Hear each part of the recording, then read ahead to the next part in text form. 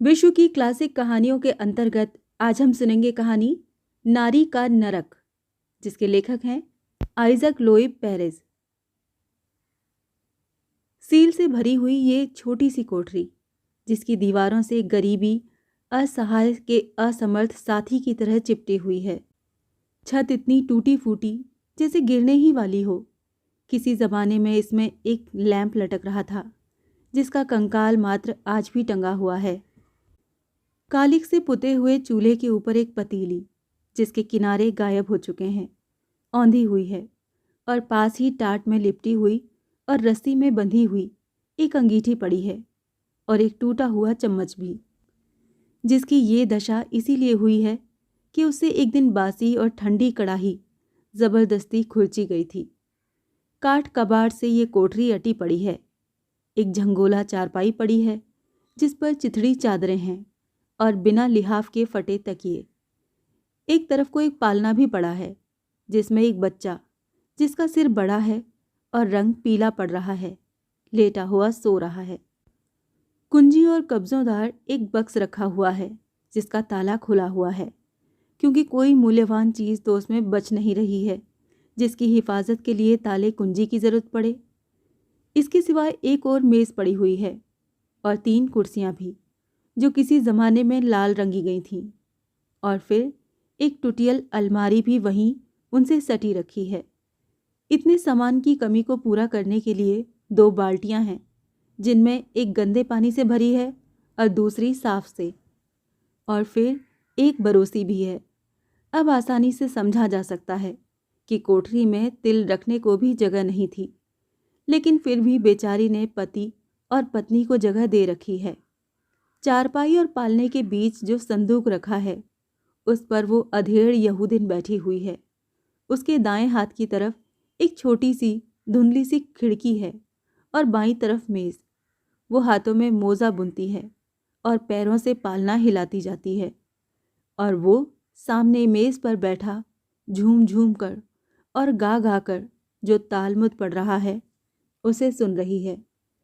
बीच बीच में वो कुछ शब्दों को खा जाता है और कुछ को जैसे जोर से बाहर खींच निकालता है, कुछ को बड़े मज़े में रहक रहक कर पड़ता, और कुछ को ऐसे चबा जाता जैसे सूखी हुई मटर को। अपनी जेब से वो रुमाल निकालता है, जो कभी लाल रंग का था और साबित रहा होगा। उसने अपनी नाक और माथा पोंछता है, फिर उसे गोद में रखकर कानों पर आए हुए बालों को ठीक करता है और नुकीली तथा कुछ कुछ कतरी हुई दाढ़ी पर हाथ फेरता है। किंतु फिर वो अपनी दाढ़ी का कोई टूटा हुआ बाल निकालता है और उसे किताब के पन्नों के बीच में रखकर गोद में पड़ा हुआ रुमाल उठा लेता है और उसे सीधे मुंह में रखकर चबाता है। उसके बाद पैर के ऊपर पैर चढ़ाकर वो उन्हें हिलाने लगता है। और ये सब तो होता ही है, किंतु साथ ही उसके माथे में बल पड़ते जाते हैं, कभी कभी सीधे सीधे और कभी टेढ़े टेढ़े, और इतने गहरे कि उनमें भौहें खो जाती हैं। कभी ऐसा लगने लगता है जैसे कि उसके सीने में कोई दर्द उठा हो, क्योंकि वो अपने सीने पर हाथ रखकर जोर से दबा देता है। यकायक वो अपना सिर बाईं तरफ को झुका लेता है, बाएं नथुने में उंगली डालकर छींक लेता है, फिर अपना सिर सीधी तरफ को झुकाता है और सीधे नथुने में उंगली डालकर छींक लेता है। बीच बीच में वो हुलास भी सूंघता जाता है, पैर खींचकर बैठ जाता है। आवाज़ तेज हो जाती है, कुर्सी चरमराती है और मेज खड़खड़ाती है। किंतु पालने में सोया हुआ बच्चा जागता नहीं, क्योंकि ये जो शोर हो रहा है वो तो रोज़ ही होता है। उसके लिए ये कोई नई बात नहीं है। और वो, उसकी पत्नी, बराबर अपने पति पर ही नज़र जमाए बैठी है। उसकी ज़रा ज़रा सी आवाज़ जैसे अपने कानों में पिए जा रही है। ये ज़रूर है कि वो अपने समय से पहले ही बीत गई है। कभी कभी वो आह भर लेती है, काश ये इस लोक के लिए भी उतने ही योग्य होते जितने कि परलोक के लिए हैं। तब फिर यहाँ भी जी सुख में रहता, जिंदगी आराम में कटती। लेकिन फिर वो अपने मन को स्वयं ही आश्वासन दे लेती है, आत्मसम्मान की क्या रक्षा की जाए। 2 नावों पर तो पैर रखकर नहीं चला जा सकता। वो बराबर सुने ही जा रही है। पल पल पर उसकी झुर्रियाँदार मुद्रा बदलती है।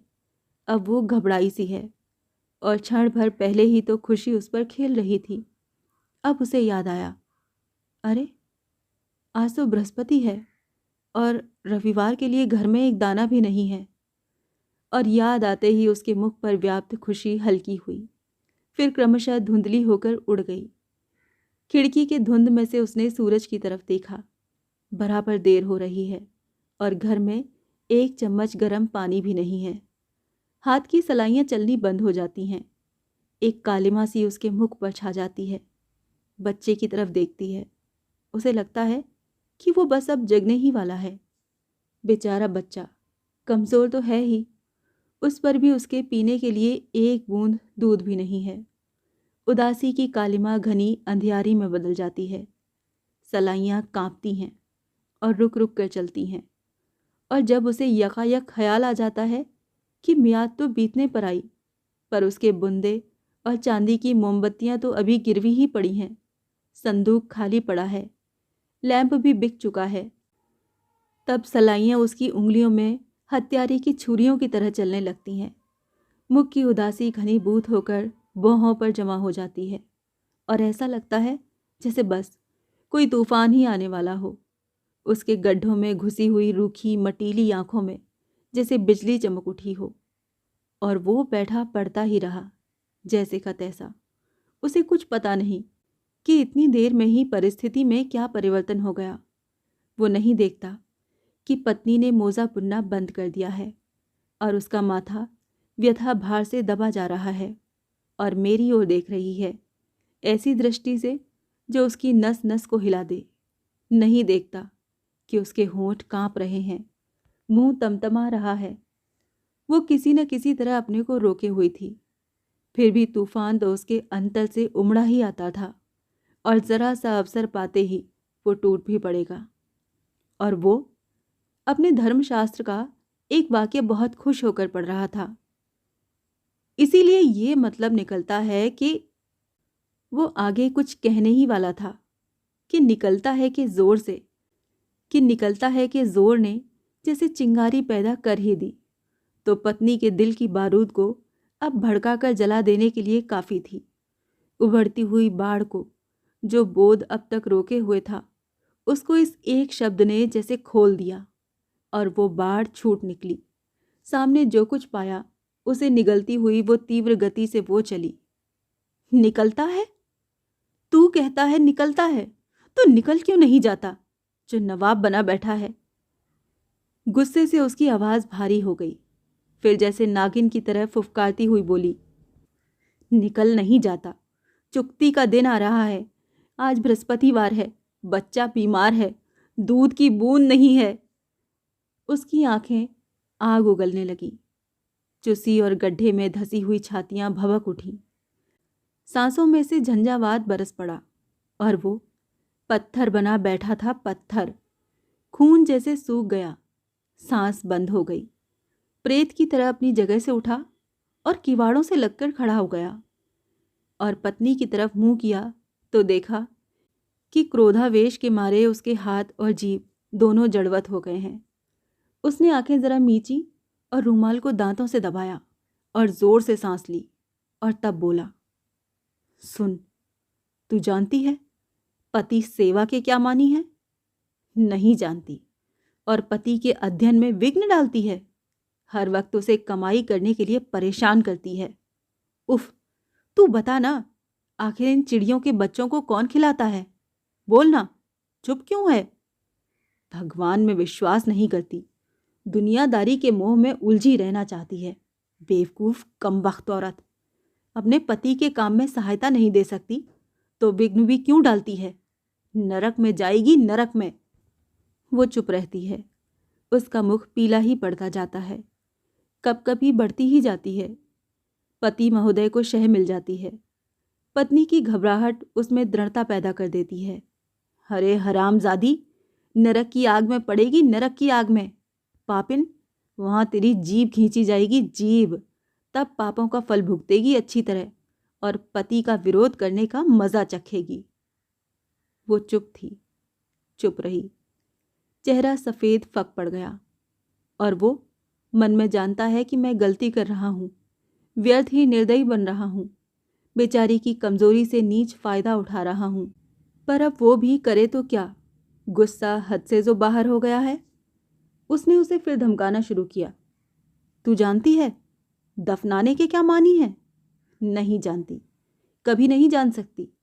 नरक में दफनाने के मानी है खाई में फेंका जाना और फिर ऊपर से पत्थरों की मार से उस खाई का पाटा जाना। समझी? कभी नहीं समझ सकती, कभी नहीं। तू ऐसे ही दफनाई जाएगी। और जानती है तपाना किसे कहते हैं? तेरी क्या खाक समझ में आएगा, कभी समझ में नहीं आ सकता, कभी नहीं। अरे आग में जलाई जाएगी, आग में। और तेरा पेट फाड़कर उसमें पिघला हुआ सीसा उड़ेल दिया जाएगा। और कत्ल समझती है? तलवार से तेरा सिर काट दिया जाएगा, इस तरह से, फक से। और फांसी दी जाएगी तुझको, फांसी। सुनती है? फांसी दी जाएगी। अब समझी? कुछ नहीं समझी, नहीं समझी। अरे कभी नहीं समझ सकती तू, कभी नहीं। पति का विरोध करने से यही चारों सजाएं मिलती हैं। और करेगी अब कभी जबान दराजी है? बेचारी के लिए उसके दिल में दर्द उठ रहा था, पर आज पहली बार उसका पूरा पूरा रौब जम सका है उस पर। और वो समझा है कि मैं भी मर्द हूँ, बेवकूफ़ औरत। आज उसकी समझ में आया कि पत्नी को समझाना कितना आसान है। ऐसा पाप पड़ता है अपने पति देवता का अपमान करने से, समझ ले आज अच्छी तरह। वो एक बार जोर से चीखा और चल दिया। मैं पढ़ने के लिए कमरे में जा रहा हूँ, उसने ज़रा मुड़कर विनम्र स्वर में कहा और भड़ाक से दरवाज़ा बंद करके अंदर चला गया। दरवाजे की भड़ाक से बच्चे की नींद खुल गई, भारी पलकें खुली, मोम की सी चिकनाई से झलझलाता हुआ पीला चेहरा हिला और रोने की एक मरगिली आवाज़ उस कोठरी में रल गई। किंतु वो आपे से बाहर थी, जहाँ बैठी थी बैठी रही, कुछ सुना भी नहीं। हाय, उसके घुटे हुए कलेजे से आवाज़ निकली। तो ये बात है क्या? यही? इस लोक में तो कुछ है ही नहीं, परलोक की कौन जाने। वो कहता है फांसी लगेगी, पत्थर पड़ेंगे, आग में झोंकी जाएगी, सर काटा जाएगा, गला घोंटा जाएगा, फांसी लगेगी, उबलता हुआ सीसा पेट चीरकर उड़ेला जाएगा, पति की बात न मानने पर, धर्मशास्त्र के विरुद्ध कार्य करने पर। फिर वो एकदम जैसे अत्यंत व्यग्र हो उठी। मुझे फांसी लगेगी, मुझे फांसी लगेगी, लेकिन यहीं, यहीं, अभी, यहीं। इंतजार किसका करना है अब? बच्चे ने और जोर से रोना शुरू किया, किंतु वो बहरी बनी रही। रस्सी, रस्सी। और कोठरी में चारों तरफ वो पागल की तरह घूमने लगी, कोना कोना देखने लगी। रस्सी, रस्सी किधर गई? मैं चाहती हूँ मेरी हड्डी भी उसके हाथ न लगे। कम से कम इस नरक से तो पहले छुट्टी ले लूँ, ज़रा मज़ा तो चखे। वो एक दिन को बच्चा पाल के तो देखे, तब सब चर्बी छंट जाएगी आँखों की।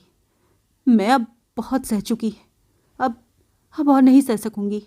बस अब ये आखिर है, अंत होगा, होगा। रस्सी, रस्सी।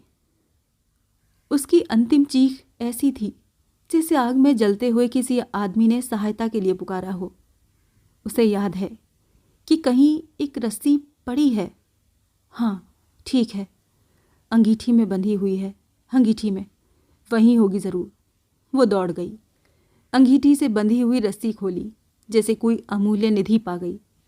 सिर उठाकर छत की तरफ देखा, लैंप वाला कुंदा मौजूद है, बस अब मेज़ पर चढ़ने की कसर है। वो चढ़ती है, पर मेज़ पर से उसने देखा कि बच्चा यकायक चौंक कर उठ पड़ा है और एक किनारे से झुककर पालने के बाहर जाने की कोशिश कर रहा है। कमज़ोर है ही, कहीं गिर गया। और वो एक मरियल आवाज़ से सुबका, मम्मा। उसे नए सिरे से गुस्सा चढ़ा, रस्सी एक तरफ फेंक दी, मेज से कूद पड़ी और बच्चे के पास जाकर उसको फिर तकिए के सहारे लिटाकर थपथपाने लगी। इसी के पीछे तो परेशान हूँ, मरने भी नहीं देता मुझे। शांति से मैं मर भी तो नहीं सकती। दूध चूसना चाहता है? दूध? मैं कहती हूँ जहर चूस, जहर। इनमें दूध क्या, कहाँ है? और ये कहकर उसने अपनी चुसी हुई ढीली छातियां बच्चे के मुंह में ठूंस दी। नहीं मानता तो ले, ले चूस ले, खा ले, मार डाल मुझे। अभी आपने सुनी कहानी नारी का नरक।